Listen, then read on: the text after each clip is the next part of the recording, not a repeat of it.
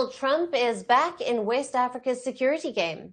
Drones are back in the sky, US troops are back on the ground, but this time they are not on the front lines. Reports confirm multiple US MQ-9 drones are now operating in Nigeria from an airfield in northeastern city of Bauchi. Alongside them are around 200 American troops. They have also been deployed. The mission is focused on intelligence and training. No frontline deployment, no combat fighting, and no airstrikes. Nigerian officials. All right. Welcome to This Week in Africa, your weekly live stream where we talk about all things news on the continent of Africa. As you can see, the U.S. is back near the Sahel with drones and troops in Nigeria. We're going to talk about that and so much more. Before we get into things, let's start with an introduction. My name is Joe Hatagwa. I'm the founder of Authentic African. We share stories every week on the news around the continent of Africa to help you guys know about what is happening on the continent as we assist in the process of helping people visit, move, and invest in Africa. So understanding U.S.-Africa relations, the global North and Africa relations, and African country relations between the two. So that is our focus. My focus is on helping people visit, move, and invest in Africa. I know Gloria is joining us here in just a moment, so I'll bring her on to do her introduction in just a second.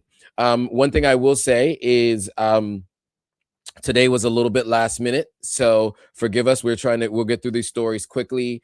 And we'll make sure that you guys are aware of what's happening. We weren't able to go live last week because I was traveling. So some of the stories are things that we would have covered last week, because obviously they're important. And then there are others that we're going to cover this week. There was a lot happening on the continent. So there's a good amount that we could cover, but we will limit it to what we can cover within the time frame.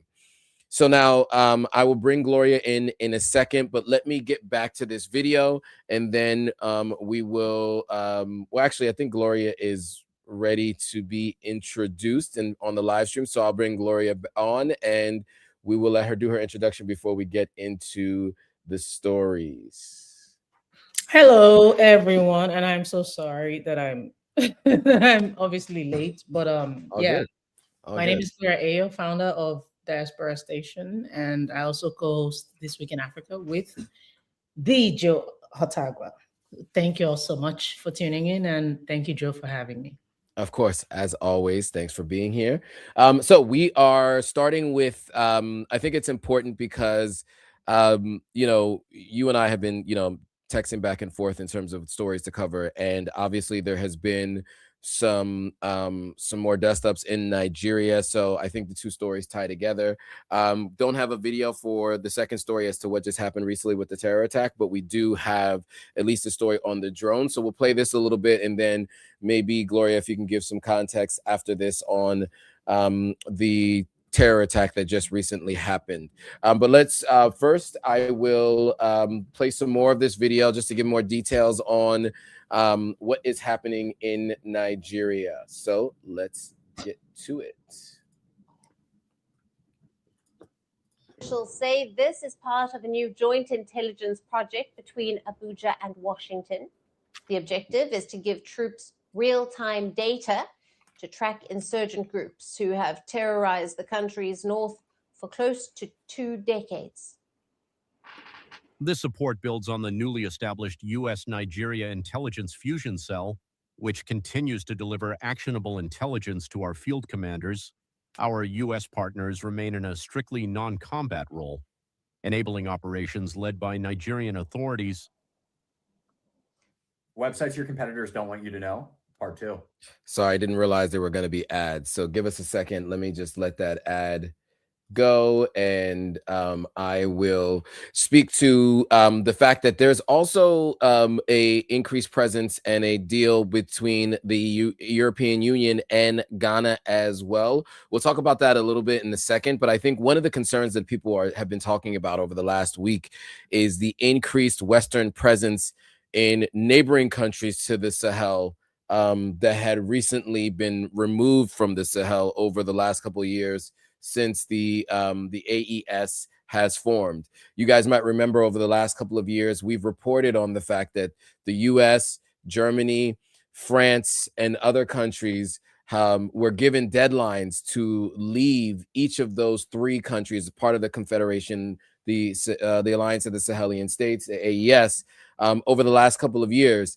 And so what we're seeing is a renewed presence in their neighboring countries. As you guys might know, Nigeria neighbors on Niger, Ghana, who had this recent EU defense and security pact, which we'll talk about in another block, also borders on Burkina Faso, right? And then, of course, they're always strengthening ties with, Cote d'Ivoire and others, which border on Burkina Faso, and then also on Mali as well. So I will get back to this video. Sorry, an ad just jumped in the middle of that. So I'll get back to this video, and then we will give some commentary on the other side. Not just a surveillance drone. It is a precision strike platform. It can stay in the air for over 27 hours. It can fly at altitudes of up to 50,000 feet and track targets day and night using advanced sensors. It sends live video directly to command centers, giving operators real-time intelligence on the ground. Reports suggest the same drone equipment was used by the US military to fire missiles in northwest Nigeria on Christmas Day. All right, we will leave it there. So, of course, there's been lots of talk about the U.S. presence, the Western presence in, south of the AES. Now, I think two things can be true. Obviously, there had been the removal of these folks from the AES, and there are also these insurgent groups that operate in kind of in the border areas of, the southern parts of some of the AES and in the northern parts of Nigeria. And so your thoughts on the U.S. presence, the new drone base, and then we can also get into the recent attacks as well in Nigeria. Yes. Of course, we've aired our concerns regarding the U.S.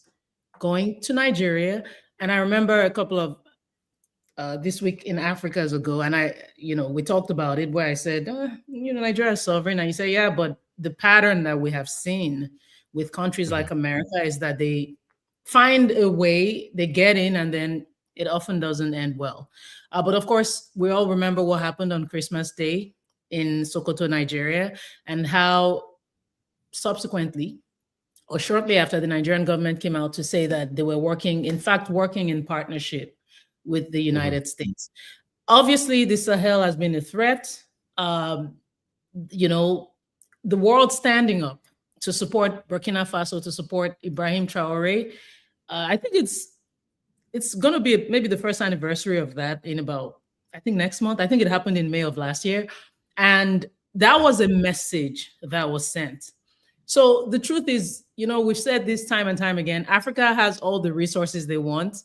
Africa is far wealthier beneath the ground than these countries we run to, or these countries we think we need outside of the continent. It's the only reason they care. If there was nothing there, they wouldn't be coming. So the West will always find creative ways to come in. It could be through security, it could be through health. They always find a way to plant their flag on African soil. And now, obviously, they haven't had much of a challenge as they have in the Sahel, again, because the people are onto them, or at least most of the people, not all the leaders, but we have obviously the AES being onto them and the people rallying behind them. So there will always be creative ways. Of course, it was initially the claim about Christian, the US talking about Christians being targeted. And that was a great way to get in. And I'm glad we're going to get to that story of what happened in just a bit. But there was something I said to you, Joe, off air that I would like, well, I don't know how I won't repeat it as explicitly, but you know, something happened. Anyway, I'm going to get to that in just a bit. The point I'm making is they have found creative ways to get in. Now that they're in, I'm not a fan of it, because at the end of the day, we know it's about our minerals, it's about access. If you're not putting Africa first, you can say it's a partnership and you really care about the people. Do you really care about the people? Anyway, those are my concerns around that. Yes. So to add to that, I would say, you know, look, we've spoken about this before, and you know, I've been doing This Week in Africa now for 3 years, maybe even 4, almost 3 years and change. And we started doing this at a time where, you know, Ibrahim Traore had kind of just taken over, and we were just kind of seeing him lay out a plan for the future of his country.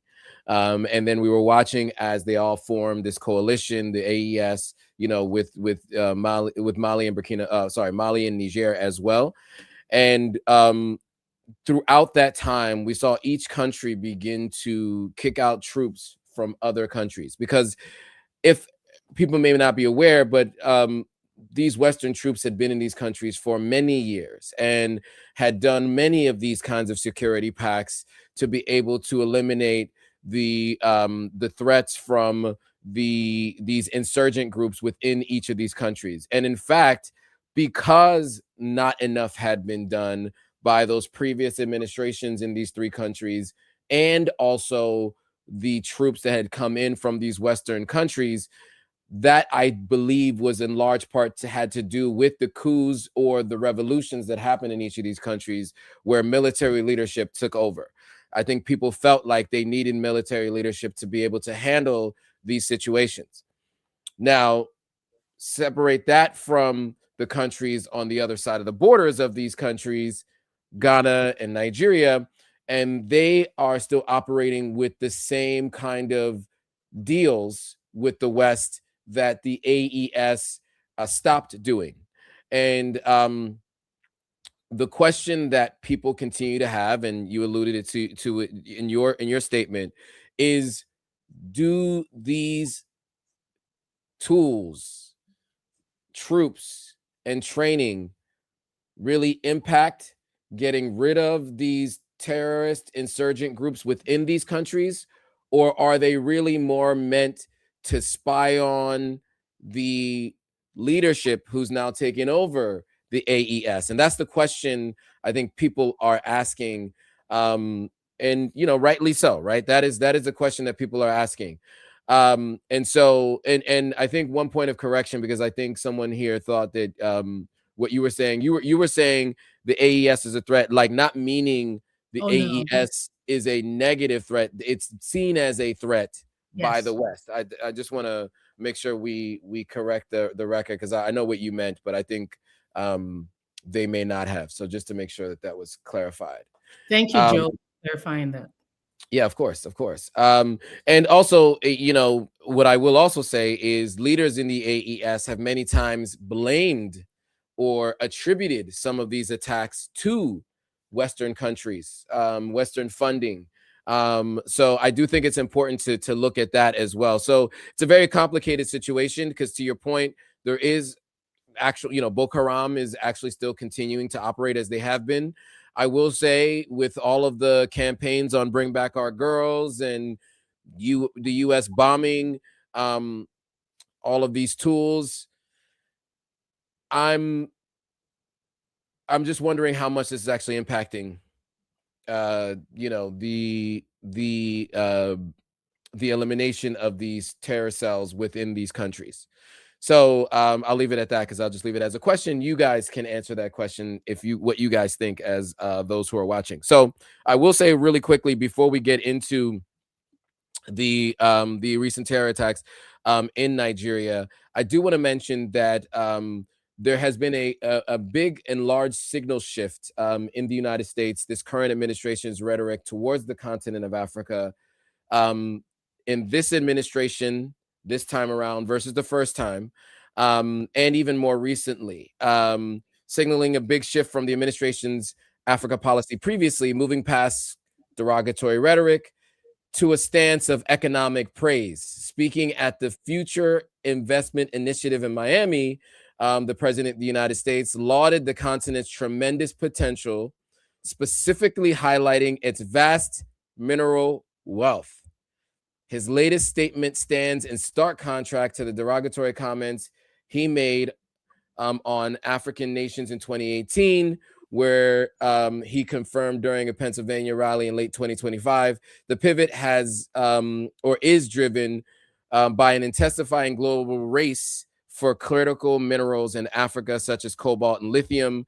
Obviously, China and Russia and the Gulf states have all been aggressively pursuing minerals for security deals on the continent of Africa, specifically DRC, Rwanda, and other parts. And it looks like the United States is looking to counteract that. So now with that, that may give more insight as to why not only is the United States close in proximity to those countries, but also to other ones as well. And we'll get to another story in this block. But before we do, I just wanted to give you an opportunity to speak to the recent attacks. If there's any insight you want to give in Nigeria, because, you know, although, you know, there's some doubt about why the West would be in this region, there are attacks happening, and I do think it's important to talk about it.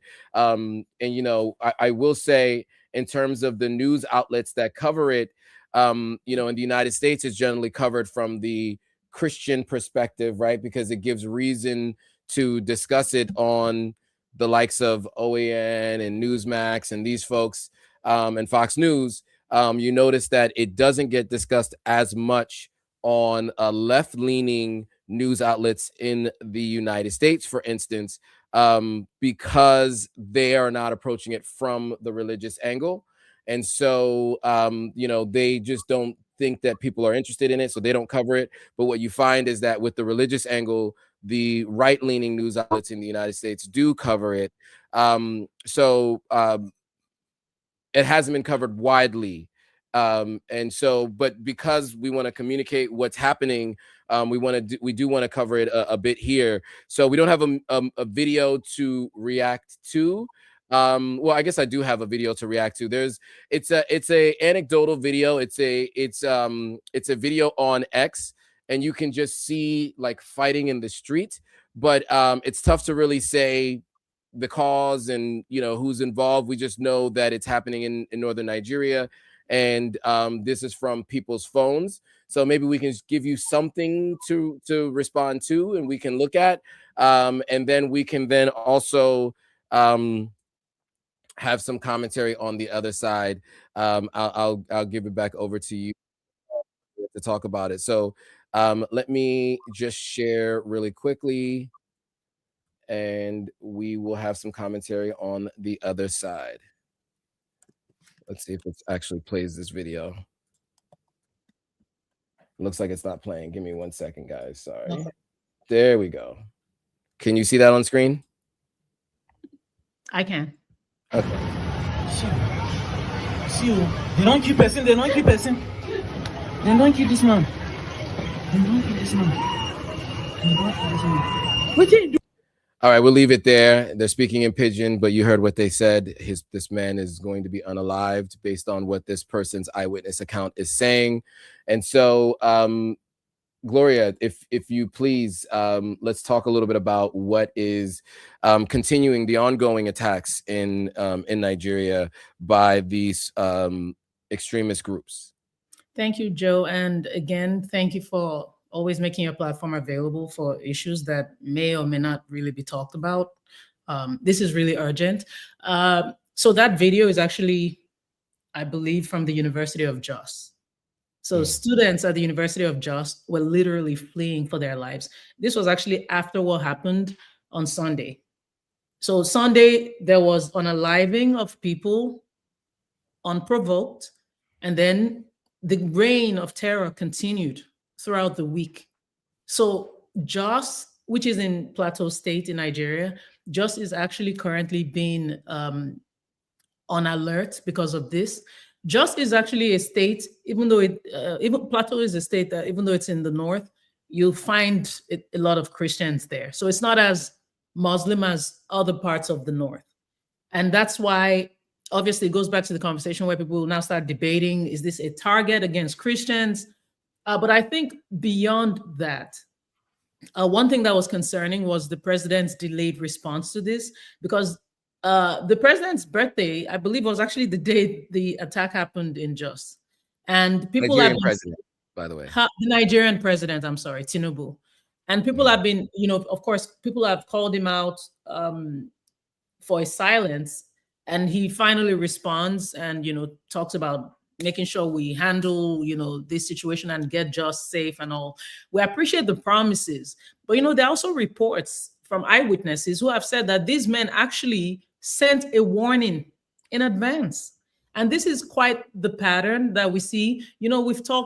I've talked time and time again about how with these attacks that happen, I keep saying there's something the government knows that we do not know. Because for men to be so brazen, to come on camera, to come on social media, to basically tell you what they plan to do, and they know that you can't do anything to them. This is why they have their faces for all of us to see. We don't hear of arrests. We don't hear of, justice being served on behalf of these victims. But pick up your phone and criticize the government. Oh, they will find you. So there is a huge contradiction, and we are also confused as to why these things keep happening. But no, I actually know the answer. They keep happening because they know that they will get away with it. Now to Trump, because this was the part I was trying not to jump ahead of myself on. Mm-hmm. You all remember Trump's, the threats he made about what was going on in Nigeria and how they will get in and do this. Well, to your point, now you have boots on the ground, but the attacks are still going on. So what exactly are the boots on the ground for in Nigeria? If intel was given in the form of these people basically saying, we are going to do X, Y, Z, shouldn't the boots on the ground have been proactive if in fact that's what you went to Nigeria to do? And now we're not hearing much about his criticism. Maybe he will speak and then I can eat my words. But when Trump became chummy with the Nigerian president and his wife, yeah, we all saw him praising the Nigerian president's wife. So, all these things, I said to myself, you're not going to hear Trump come for them anymore, as he was doing prior. Again, if this happens, I will come back on this live and say, hey, my bad, Joe. He spoke, but Trump has been silent. What does that tell you? They've gotten their access. They've gotten their way. Now that they're cool, you're not going to speak against it anymore. Pray for Just, but I think more importantly, justice for Just, because this right here is just, I don't know if you saw the video of the mom holding her child and begging him to wake up. Yeah, this is something that, the question has always been, why have these terror attacks continue to persist, right? And, we're talking about it on the continent of Africa because it has happened in the Sahel. And what you'll notice in the AES, their leaders are continuing to go on the offensive against these groups. And every once in a while, they'll do updates. Like you might remember middle of last year, Burkina Faso had taken back a town that had been taken over by these insurgent groups, and they had announced that internally within the country. We reported on that here. This has happened in West Asia, which what other people call the Middle East, for a while. Pakistan had Osama bin Laden until, whether you believe it or not, the U.S. went in and invaded and unalived Osama bin Laden. He had been in Afghanistan for many years as well.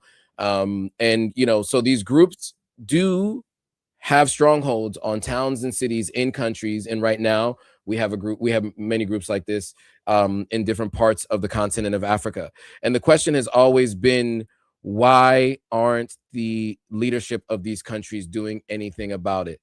We seem to see more and more security deals with the West, but continue to see more and more attacks by these insurgent groups.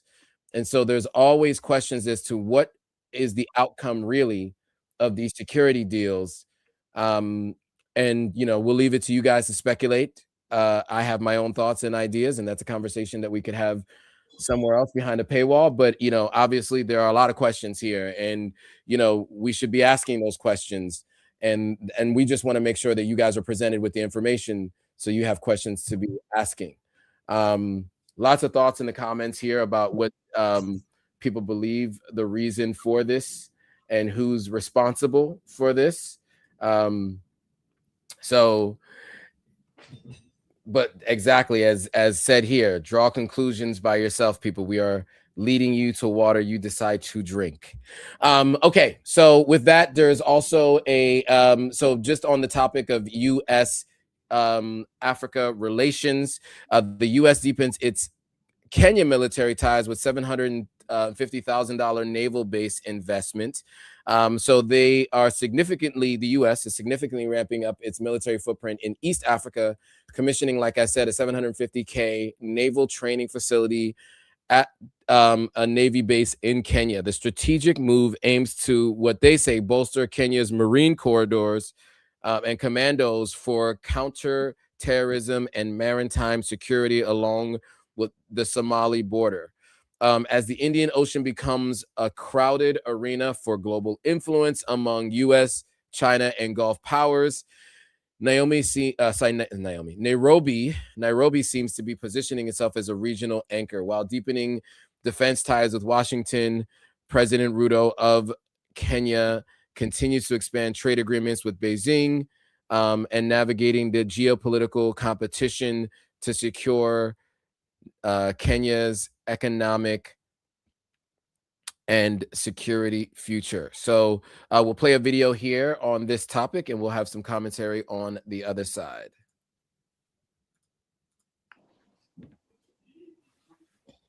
And let's shift our focus now to East Africa, where the United States is deepening its military footprint. It is ramping up defense ties with Kenya and betting on the Indian Ocean as a critical security corridor. The US Navy has commissioned a new training facility at the Kenya Navy base in Ntongwe. It's just across the channel from Mombasa's main port.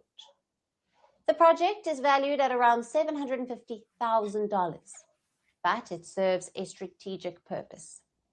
The facility reportedly includes a 100-meter small arms range, a live-fire shoot house for boarding and urban combat drills, and a dry-run training space for tactical rehearsals. Officials say that it is designed to upgrade Kenya's marine commandos, especially for maritime counter-terrorism operations along the Somali border. The announcement followed a high-level visit by U.S. Naval Forces Africa Commander George Witkoff. Now, this was his first trip to the continent in the role. Witkoff met with Kenya's defense leadership, with both sides reaffirming long-term military cooperation. All right. With that, your thoughts, Gloria, on this deal with Kenya and now the U.S. presence in East Africa increasing? Yeah, so in Kenya, there has been a long-standing memory of colonial-era British military presence, and any modern foreign military expansion obviously will be viewed through that lens. You know, there have been tensions concerning the legal status of foreign personnel, of foreign people, foreign actors, you know, coming into Kenya, specifically whether they're subject to Kenyan law or whether they're granted immunity. People have questions around their presence. And then the use of Kenyan bases for drone operations obviously has many eyebrows raised. Many Kenyans worry that they've become a hub for strikes, and this ends up complicating Kenya's diplomatic relations with its neighbors and even its own Muslim population in the coastal regions. Now, this isn't the first time, obviously. The US has done this. They've done this elsewhere. You think about Niger, you think about Djibouti, and the results have always been mixed. In Niger, for instance, despite significant investment that was made, of course, back then, the shift in political regime led to a total breakdown of that security agreement that was made. So this, I expect the Kenyan government to make references like this and see the cautionary tale here. Because when you're talking about pacts with the United States, at the end of the day, these security ties are only as stable as whatever that underlying political alignment is. In the current climate, where obviously we're having a lot of anti-West sentiment in different parts of the Sahel, in Central Africa, investing $750,000, as lofty and benevolent as it seems, is actually a calculated risk. It's reinforcing that Kenya, obviously, Kenya has positioned itself as a major non-NATO ally, which the US actually gave them that designation in 2024. But on the other hand, it's also placing Nairobi under this huge magnifying glass. What I will say is the challenge now for the Kenyan administration is now you have to prove to the people, you've already had the back and forths with the people who the Gen Zs are not necessarily your best friends right now. They haven't been for a couple of years, but you have to prove to them that this investment is going to serve the national interests of Kenyans. You're going to prove that it's going to be safe. You have to prove that you're not just being a pawn in a broader great power chess match between Washington, Beijing, Russia. Now you have to really prove to the people, because at the end of the day, the people's patience for foreign military presence is thinning, and we are all about absolute sovereignty for the continent. This is where we are. It is at an all-time high. You have to be on the people's side.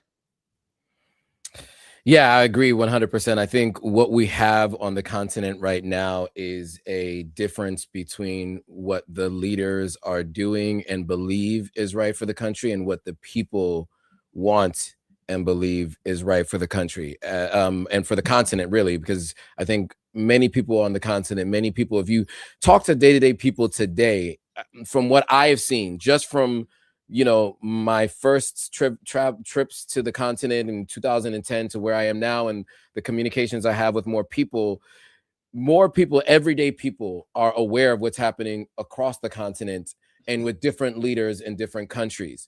And I think a lot of that has to do with the fact that you have leadership in a region that people can look up to. So when you have someone you can look up to, then you have someone you can compare to your current leadership. So in this case, what you have is a country in Kenya where, to your point, there were a significant number of protests over the last couple of years, and some aliving of some of those protesters and people who just were not very happy with the government. In fact, Ruto fired his entire cabinet in response to some of those protests. And what you found with many of those protesters, that they wanted Ruto out, not just the cabinet. So he has replaced the cabinet, and it seems that there are still some differences in opinion as to how the country should be run. And what you see is it's not only in Kenya, you see it all around the continent that people feel the same way. And what they're seeing is it increased, I'm just trying to choose my words carefully, increased opposition to the outside influence. I think you were saying that the support for it is waning. It feels almost non-existent, right? It's not, and when you hear people on the ground, right, when you see folks like Kamra and others doing interviews with people on the ground, and they're talking about the presence of foreign nationals and militaries in these countries, they're not happy about it.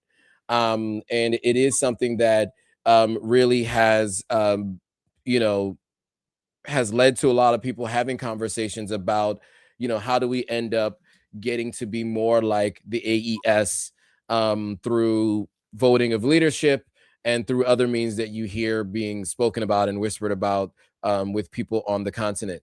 People are looking at potentially situations like what you see in the AES, where you had military leadership take over forcefully. You kind of hear people that bubbling up more and more across the continent, more, I think, than you might have heard and seen before, right? It's becoming an alternative that more people seem to be more comfortable with than you might have heard people say in years past, especially across the broader public on the continent. Now, with that, there are other conflicts happening around the world that are also impacting the continent of Africa. And so, as we've spoken about this, what we're calling, I guess what people are calling a war with Iran, I don't know if that's what you call it. I guess that's what we're calling it. The conflict that's happening between the United States, Israel, and Iran, and now Iran's responses to the attacks on their country. You're seeing that the impact is now coming to the continent of Africa in a real way. We'd spoken about, fuel increases and flights being deterred or canceled, etc. And now in the weeks since, I think it's been about 5 weeks or so since this more recent conflict.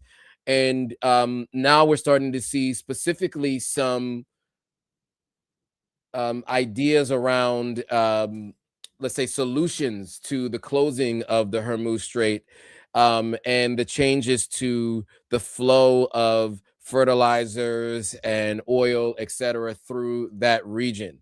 And so, there's a $23 billion bet on a subsea kind of what would be like a Strait of Hormuz, but it's a subsea, so meaning underwater process and outside of the traditional trade routes of the Strait of Hormuz.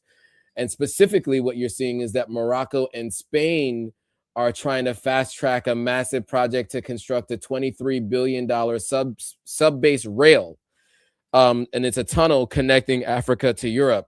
So, this is what they're calling a Mediterranean gateway.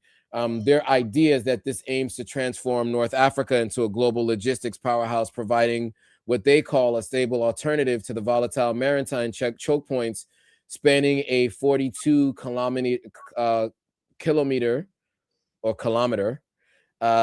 stretch, with 27 of it submerged deep beneath the Strait of Gibraltar.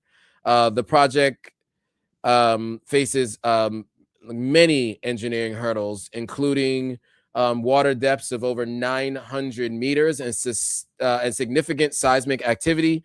Despite these challenges, the necessity, they say, of a permanent link has moved the plan from which was a dream in 1979 by these two countries to what they're calling a modern strategic priority. So we'll play this video and give you guys some thoughts on the other side.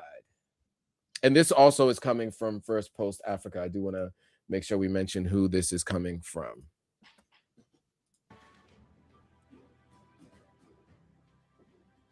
Hello and welcome. Let's take a look at our top story. Africa may get its own Strait of Hormuz. Why? Because when wars break out, the world feels it in its pocketbook. The usual ways of trade are disrupted and supply chains break down. People and countries rush to find alternatives. And that is exactly what we are seeing with Hormuz. With the war raging in West Asia, this critical oil route is under threat. Experts warn that if the attacks across energy hubs in West Asia continue, then oil prices could skyrocket to $200 per barrel. Analysts say that this isn't even an exaggeration. Amid the chaos, global focus is now shifting west to the Strait of Gibraltar. Africa is now eyeing its own version of a global power route. Morocco and Spain are fast-tracking a massive project for the construction of an over $23 billion subsea rail tunnel, and Spain is expected to pick up about half of the bill. Now, this isn't just a bridge or a ferry. It is a permanent link between two continents. For years, this was just a dream. It was discussed way back in 1979. But today, because of global instability, it's becoming a necessity. Think of it as a Mediterranean gateway, a way to move goods and people from Africa to Europe without relying on dangerous waters or distant choke points. So, How big is this project? We are talking about a 42-kilometer corridor, and nearly 27 kilometers of that will be deep under the sea. The planned tunnel would consist of 2 rail tubes carrying both passengers and freight, with a journey time of about 30 minutes. Now, the 2 countries are looking at a blueprint approval by the year 2027. If all goes according to plan, construction could potentially start after 2035. Now, this plan sounds like a dream, but the engineering might be a nightmare. The Strait of Gibraltar is incredibly deep. It is up to 900 meters in some spots. The water pressure is immense, and the area sits on a major fault line. Now, that means the tunnel has to be earthquake-proof.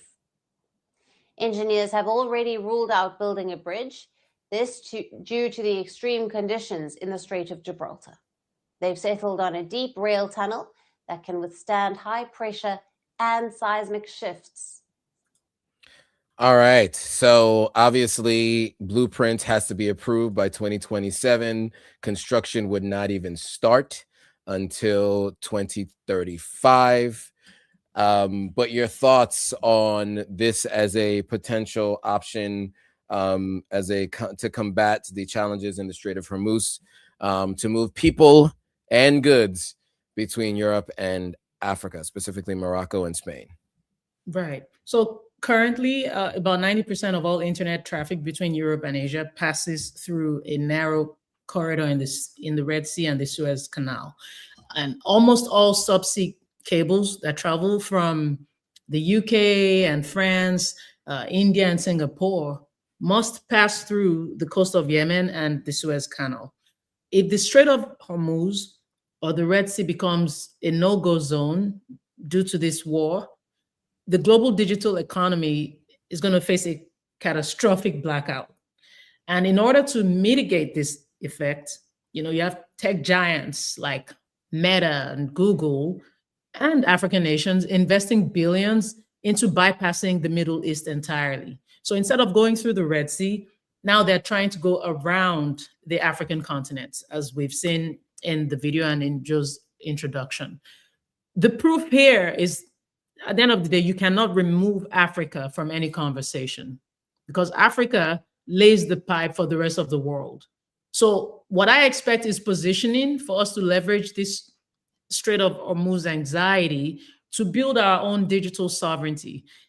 By the time Africa becomes the landing point, which we can be for these global bypass cables, you'll have countries like Nigeria, South Africa, and Kenya becoming regional data hubs. There's an opportunity here, obviously. I'm not a fan of people taking advantage of us. And this is where leadership is key. When you have good leaders, they come to the negotiating table and make the decisions that favor Africa, not, the external actors. As long as the partnership is fair, I have no problem with partnership outside the continent. But my big concern around that is, based on history and even recent trends, our leaders do not prioritize the people first in these negotiations. If you're going to pour $23 billion into this project, it's a security premium, because you have global markets doing what they can to ensure that a war in Iran is not going to turn off the internet in London or Tokyo. So a war involving Iran is definitely very likely to trigger a permanent shift in how global data is being routed. And Africa is betting that by the time the dust settles, it will have replaced the Middle East as the world's most vital digital transit zone. But at the end of the day, I think the most important part of this conversation is, what will that look like for the people? Yes, and I'll say, and I know this video was speaking more specifically to the trade routes of, I presume, oil and other physical goods and people. But to your point, I do think that this now gives the opportunity for a more stable line, because right now it's just cables, right? It's cables going back and forth between Europe data centers and the continent of Africa. And many times these cables go down, they get severed. I worked for a company at one point in time that we had an office in Europe, and one of the cables got somehow tripped up or something underwater, and one of our data centers was down, and we were unable to operate a significant amount of our business because of that. And so many companies and countries would benefit from something to this effect. I'm interested to see if this thing actually gets off the ground and gets built, what this means, to your point, how it impacts Africans. Obviously this is between Morocco and Spain. And so, that would mean that many of the goods would travel through through Morocco to Spain, as kind of the two hubs for where this all would get transferred in out of Africa and into Europe. Again, what I'd like to see more is how much intercontinental trade can happen and what new trade routes happen within the continent, as opposed to almost always coming up with solutions for how to trade outside of the continent, which is what we see more and more often happening, as we see all of these different trade deals, security deals, deals just being made in general outside of Africa. So yeah, we'll keep our eye on this and see if this actually comes to fruition. 2027 is, 7 months away, and so 8 months away. So we'll see if we actually do get to that point where this does the blueprints get approved, and then the mobilization of people and the process to get this thing started by 2035 it feels like a long way away, but just something for you all to pay attention to as you're focused on the continent of Africa and thinking about whatever your relationship with the continent might be. Okay, with that, we just in the interest of time, I'll skip the next story, but I just want to mention that Africa is obviously facing a jet fuel crisis as Iran war chokes supply in the Strait of Hormuz. This is just more about how the war is impacting Africa. Africa's aviation sector is facing a sharp fuel shock as disruptions in the Strait of Hormuz triggered by U.S.-Israeli conflict with Iran choke critical supply routes. Nearly 70% of the continent's jet fuel imports passing through this corridor. Reduced shipments have pushed prices higher and tightened availability. So airlines are grappling with this volatile cost, forcing hikes in fare hikes and fuel shortages. So at the same time, fuel reserves in key markets are thinning, exposing Africa's heavy reliance on imported fuel. I was on the road this past weekend between two different cities in Florida, and the price of fuel in the United States, they say on average has reached about $4 a gallon.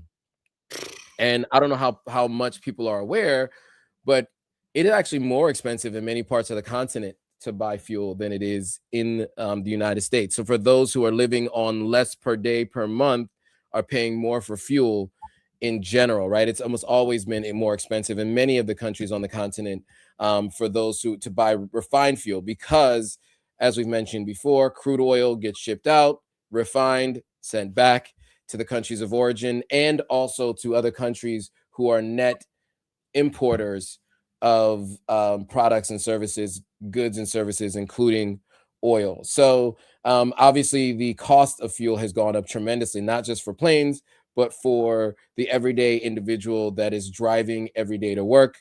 And it's just the costs are finding their ways into impacting everybody along the way. And one of the things that gets discussed very little when people talk about this is how countries who already have economies that are still emerging, this is a huge setback for them, because again, fertilizer and farming is a huge part of many of these economies. Transport, right, from point A to point B, because there aren't very many options for like public transport. All the other options that people have Like what I mean is like there aren't always, you know, large buses and things like that, and like train systems like you might have in some other countries. Many people have to utilize services that require the use of fuel. And then let's like not to mention also, you know, with countries that have electrical shortages, many folks use generators, and those generators, the cost of it's the same kind of fuel you put in the car as what you put in those generators, and that fuel is also much more expensive. So it is really hitting the pockets of everyday people across the continent of Africa. It is not an isolated incident to just West Asia and the United States. It really does have broader implications across the continent. So I was going to play a video on the jet fuel crisis, but we'll skip that because we do want to speak about something that I went live about on Monday, but we do want to talk about it today because there's two competing stories. And Gloria, I had sent you the video that I reacted to on Monday.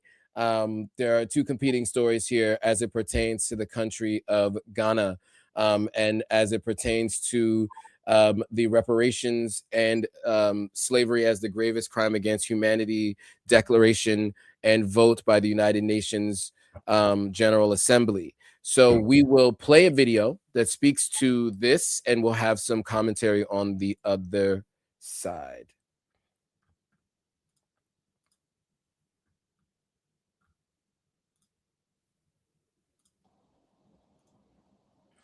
Ghana is taking its reparations fight global, and it's aimed straight at the West.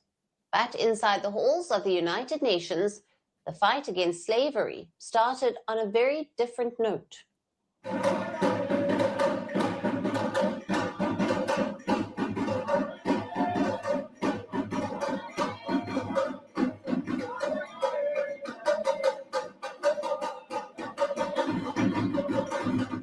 What you just heard is not just performance. It's a political signal from Ghana that this fight is about identity, history, and now accountability. Minutes later, the mood quickly changed inside the UN halls. Ghana's President, John Mahama, took to the podium with a message that goes far beyond the celebration. There's no such thing as a slave.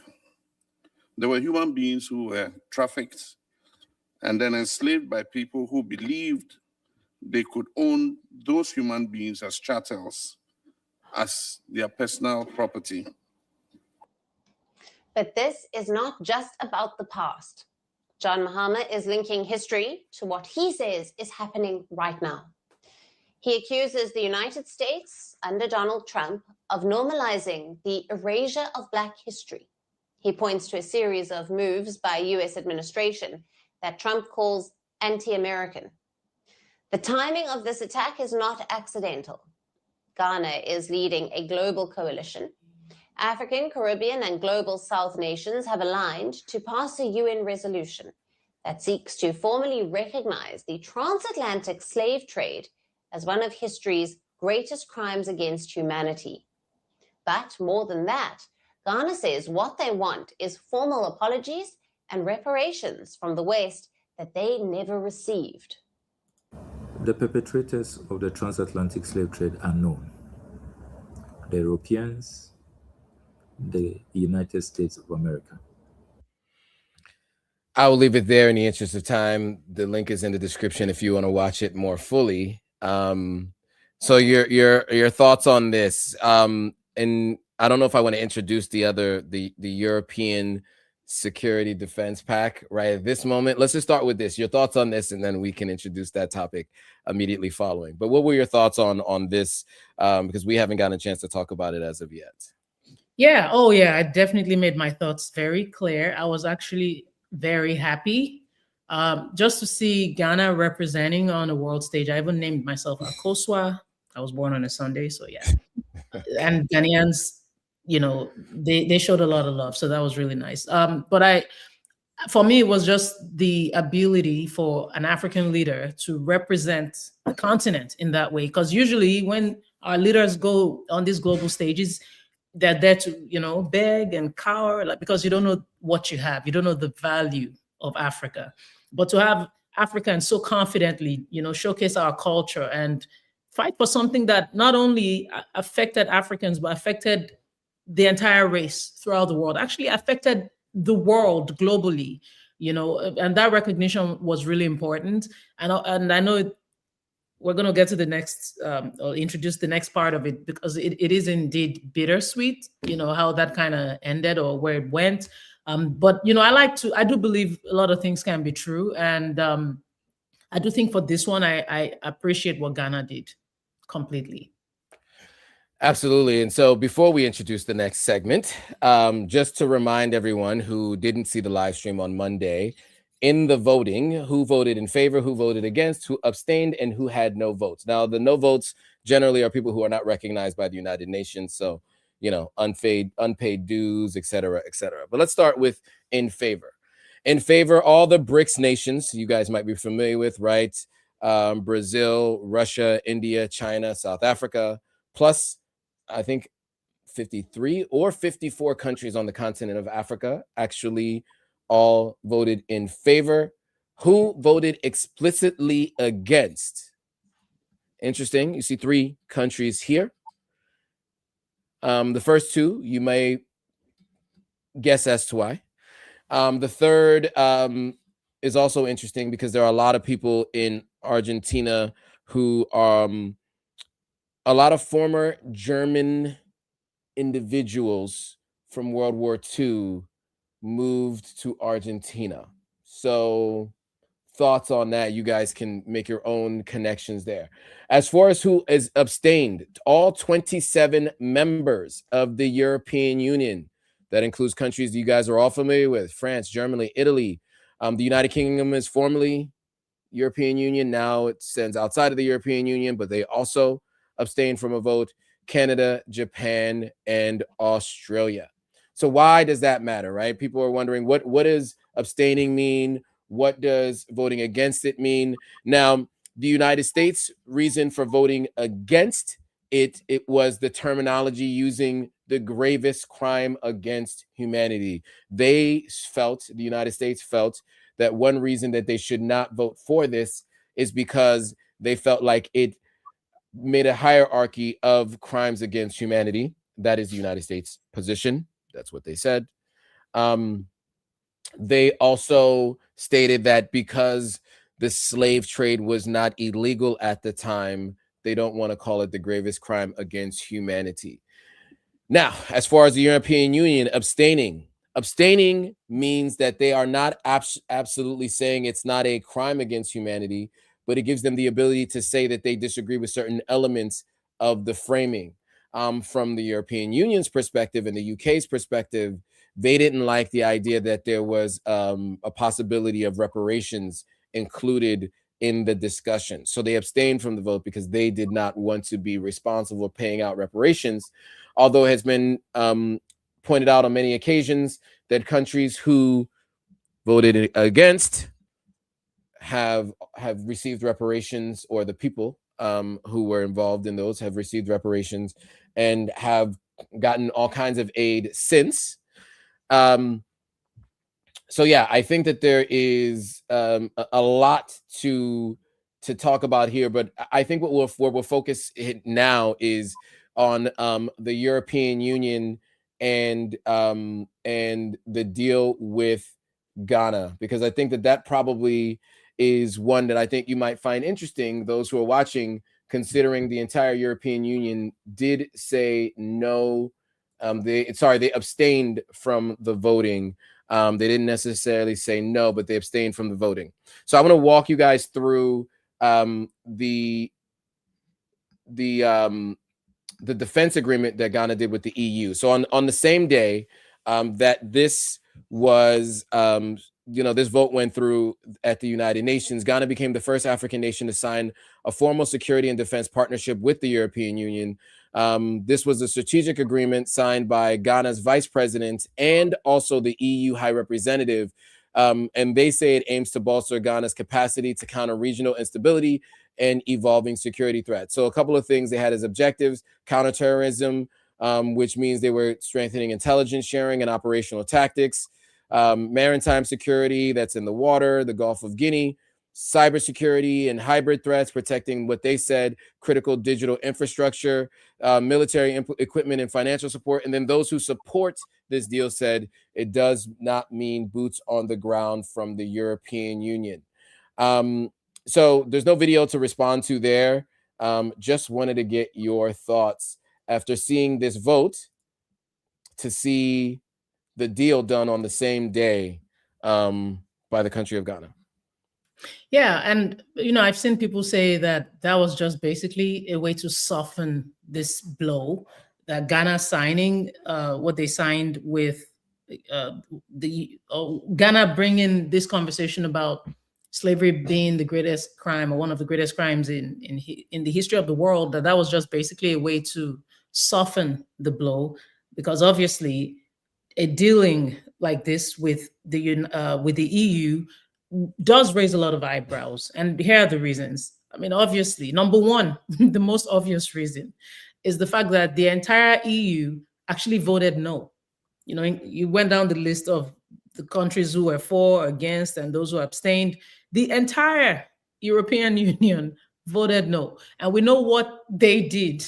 We know the Italys of this world, Germany, Portugal, Spain, they all had a role to play in what happened in Africa.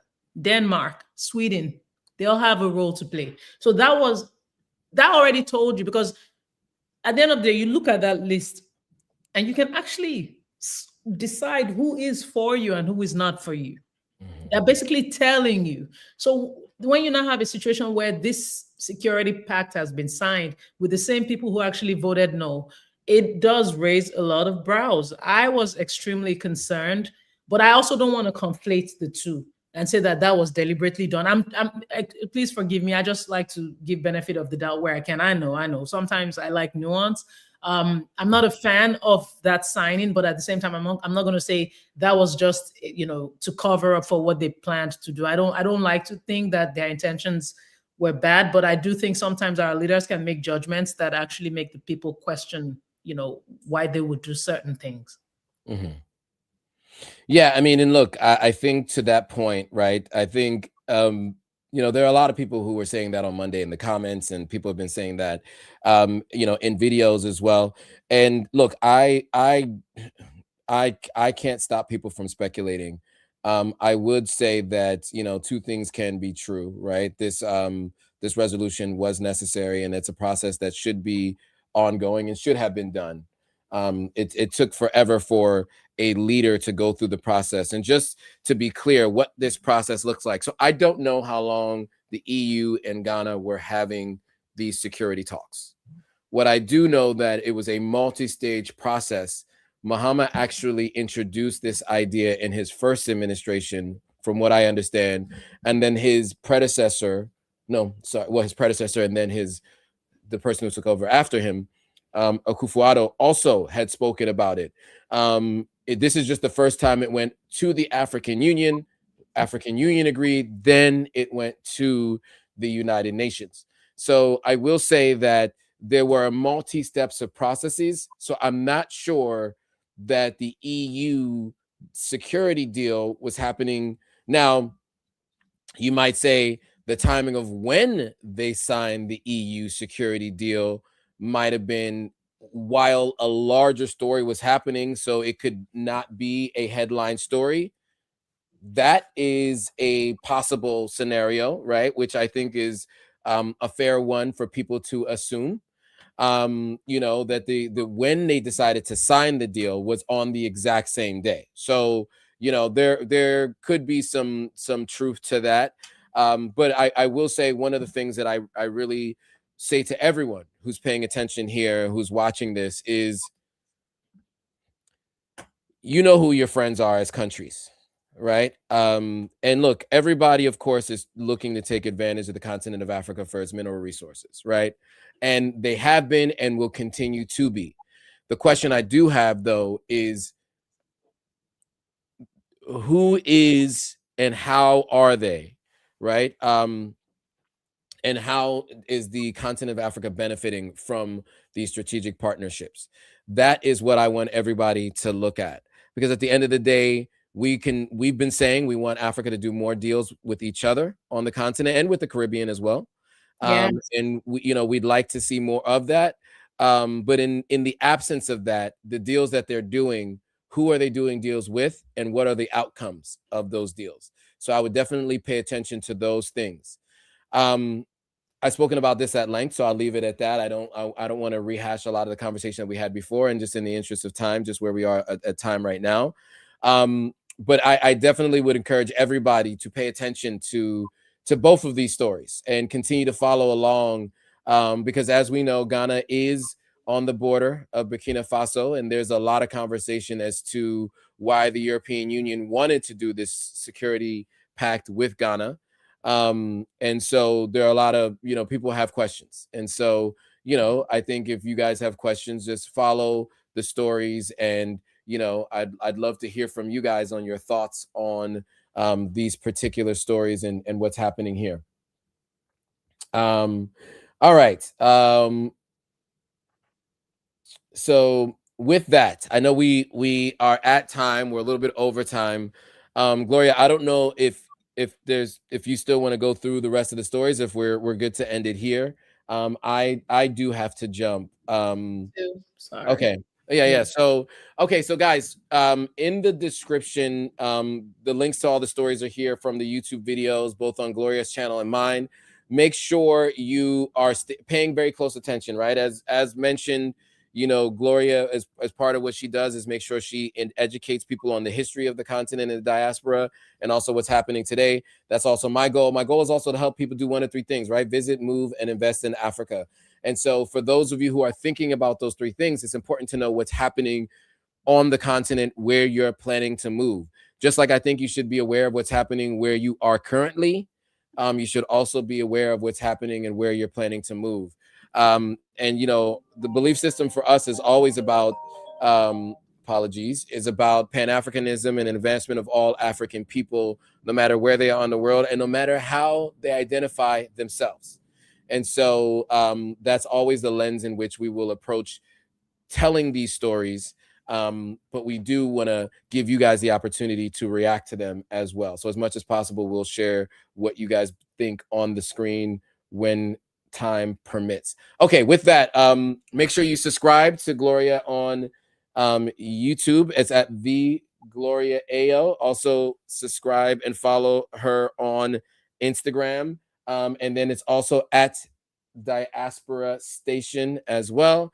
And then for me, just follow Authentic African across all platforms: YouTube, Instagram, Facebook, TikTok, X, and all of the alike. You'll find it. You guys, if you guys don't know, you'll just look it up, you'll find it.